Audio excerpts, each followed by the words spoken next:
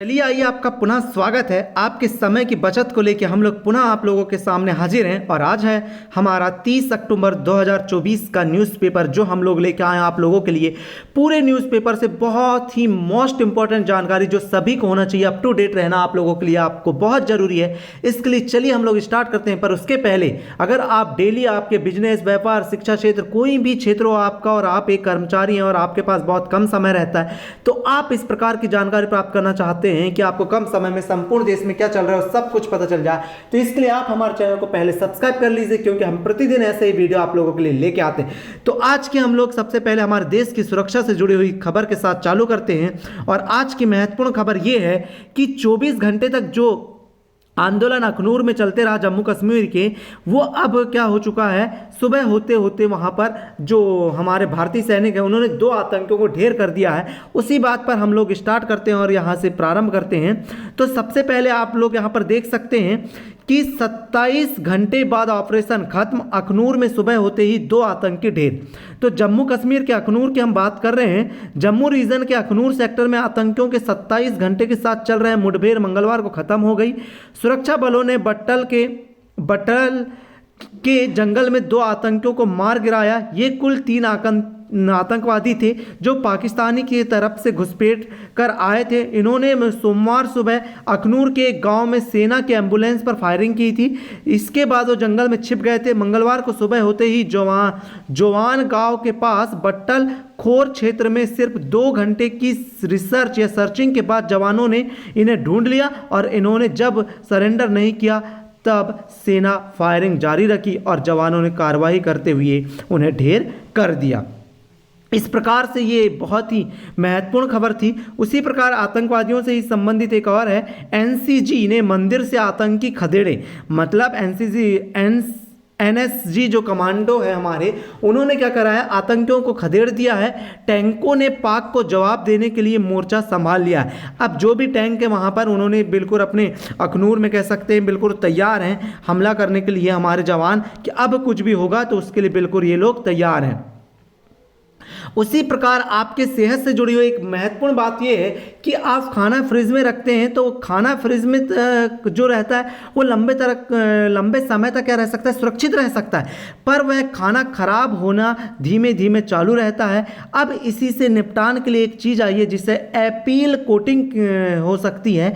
Appeal coating अब आपके खाना को क्या कर सकता है, लंबे समय तक सुरक्षित रख सकता है। उसी प्रकार आगे की बात करते हैं।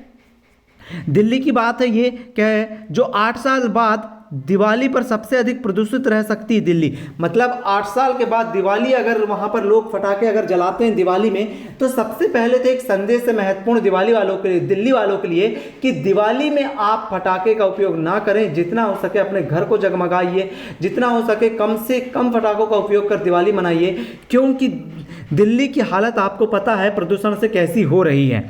तो इसी प्रकार तेज हवा से एक्यूआई सुधरा, लेकिन पराली के जलने से खतरा बरकरार है।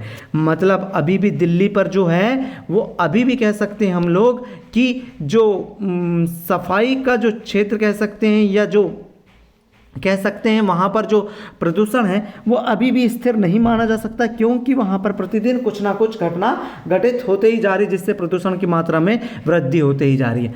70 से अधिक उम्र के बुजुर्गों को 5 लाख का फ्री इलाज शुरू। फिर से मोदी सरकार ने एक नई नीति लाई है जिसमें दिल्ली या कह सकते हैं हम लोग बंगाल या कहीं के भी बुजुर्ग हों, वहाँ के अब जो भी बुजुर्ग हैं वो अपना 5 लाख तक का जिनकी उम्र 70 साल है वो अब फ्री में करा सकते हैं। ठीक है। अब इसके लिए आपको क्या ज़रूरी है, आपके पास आयुष्मान कार्ड का होना बहुत ज़रूरी है।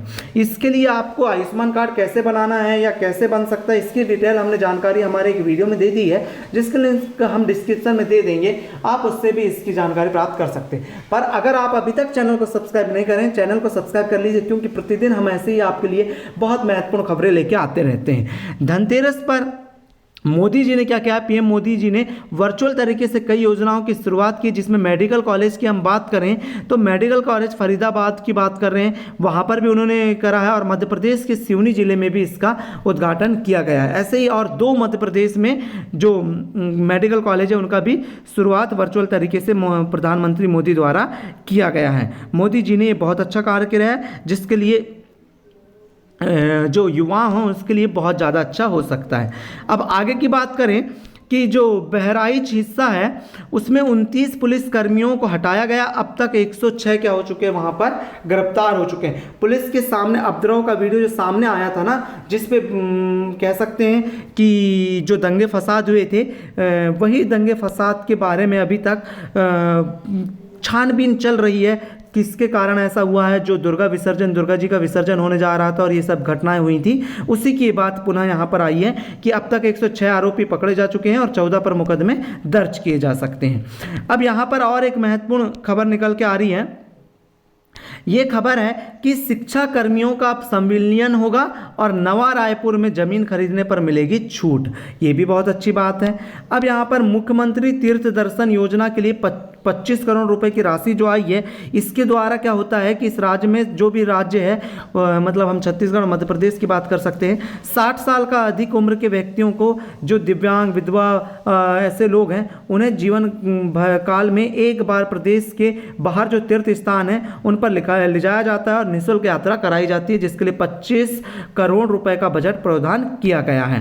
सक्रिय राजनीति में कितनी छाप छोड़ेंगे प्रियंका गांधी जी, देखना होगा। वायनाड में प्रियंका गांधी की जीत की संभावना ज़्यादा है, वो लोकप्रिय भी रह रही हैं। इसके बाद भी वहाँ पर कह सकते हैं कि बहुत ज़्यादा घमासान युद्ध होने वाला है। युद्ध का मतलब ये कि जो चुनावी माहौल है वहाँ पर बहुत अच्छा तो है, लेकिन चुनाव का माहौल है तो आप जान सकते हैं कि कितना ही वहाँ पर वो होगा कि कौन जीतेगा कौन हारेगा इस पर यहाँ पर लोकप्रिय को देखते हुए यहाँ पर प्रियंका गांधी जी की बात कही जा रही है।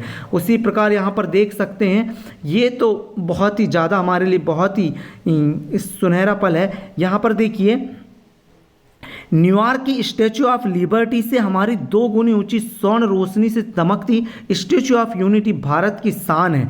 प्रधानमंत्री नरेंद्र मोदी जी के द्वारा ही इसे क्या किया गया, नेतृत्व में एकता नगर जल व प्रकृति के संरक्षण और विविधता में एकता का संदेश देते हुए यहाँ पर देख सकते हैं आप कितने अच्छे से इस मूर्ति को सजाया गया है। और यहाँ पर बहुत ज़्यादा इस मूर्ति को सजाने से बहुत ज़्यादा ही वहाँ पर कह सकते हैं बहुत ही रौनकता आ गई है। सरदार पटेल जी की ये मूर्ति है जो 135 टन लोहे से बनाई गई थी, तो ये भी बहुत ही अच्छी बात है। आप इस पर भी गौर कर सकते हैं। यहाँ पर अगर आपको डिटेल पढ़ना है तो डिटेल की PDF हम आपको टेलीग्राम चैनल पर दे देंगे, आप वहाँ से पढ़ सकते हैं। अब हम बात करते हैं यहाँ पर सबसे पहले रॉड्री बेस्ट फुटबॉलर का अवार्ड पाने वाले सिटी के पहले खिलाड़ी होंगे। स्पेन व बार्सिलोना की मिडफील्डर एताना बोनमती लगातार दूसरे साल सर्वश्रेष्ठ महिला फुटबॉलर बनी। कौन? एताना बोनमती लगातार दूसरे साल बेस्ट फुटबॉलर का अवार्ड मिला है उनको। फिर उसी प्रकार दोनों कैटेगरी में सर्वश्रेष्ठ खिलाड़ी स्पेन के ही हैं ये दोनों, तो इस प्रकार से उन्हें ये मिला है। इसी प्रकार वनडे स्मृति ने मिताली के साथ शतकों का रिकॉर्ड तोड़ा। स्मृति मंदाना ने जस्ट अभी जो न्यूजीलैंड के खिलाफ वनडे मैच चल रहे थे उसमें 2-1 से बढ़त पाकर इंडिया टीम ने सीरीज जीत ली है। और यहाँ पर हमारी स्मृति मंदाना ने 117 रन हरमनप्रीत कौर के साथ जोड़े हैं, उसी पर उन्होंने शतक भी लगाया है। तो ये शतकीय पारी थी स्मृति मंदाना की। इस प्रकार से जीत का श्रेय स्मृति मंदाना को भी दिया जाता है। वनडे रैंकिंग की बात करें तो दीप्ति जो हैं वो अब करियर के बेस्ट दूसरे पायदान पर आ गई हैं, मतलब दूसरे नंबर पर पहुंची हैं। उन्होंने जो है कह सकते हैं अनेक खिलाड़ियों को पछाड़ते हुए आगे अपनी रैंक को पुश कर लिया है, बढ़ा लिया है। रजत पाटीदार की 68 गेंद में सेंचुरी, मध्य प्रदेश ने पिछड़कर ड्रॉ करवाया मैच। जो रणजी ट्रॉफी चल रही है उसमें रजत पाटीदार ने 68 गेंदों में अपनी सेंचुरी बना ली है, जिस पे ये मैच क्या हो गया, रद्द हो चुका है, ड्रॉ हो चुका है, कह सकते हैं रद्द नहीं ड्रॉ हो चुका है। इस प्रकार से आप देख सकते हैं।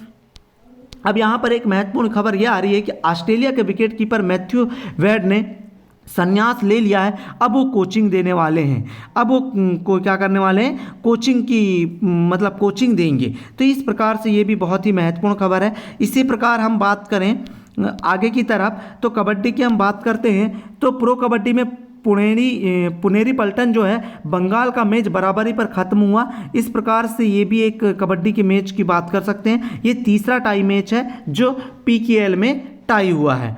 इस प्रकार से आप देख सकते हैं। और उसी प्रकार फिर से जो तीसरा टेस्ट मैच होने वाला है तो उसमें केन विलियमसन तीसरा टेस्ट मैच भी नहीं खेलेंगे, क्योंकि वो चोट के कारण अभी बाहर हैं, इस कारण से वो ये वाला मैच भी नहीं खेलेंगे। तो इस प्रकार से ये महत्वपूर्ण खबरें थी। आपने देखा कितने अच्छे तरीके से हमने फटाफट तरीके से आपको बताया। उम्मीद है आपको ये पूरी समझ आ गई होंगी। इसी प्रकार खबरों के लिए हमारे साथ जुड़े रहिए और बहुत अच्छे न्यूज़ के साथ आप हमारे साथ दैनिक समाचार प्राप्त कर सकते हैं, डेली न्यूज़ प्राप्त कर सकते हैं। इसके लिए प्लीज़ चैनल को सब्सक्राइब, लाइक और शेयर जरूर कीजिएगा। इसकी पीडीएफ आपको चाहिए टेलीग्राम में मिल जाएगी। तो चलिए हम लोग मिलेंगे आपसे अगले वीडियो में। जब तक के लिए आपका बहुत बहुत धन्यवाद।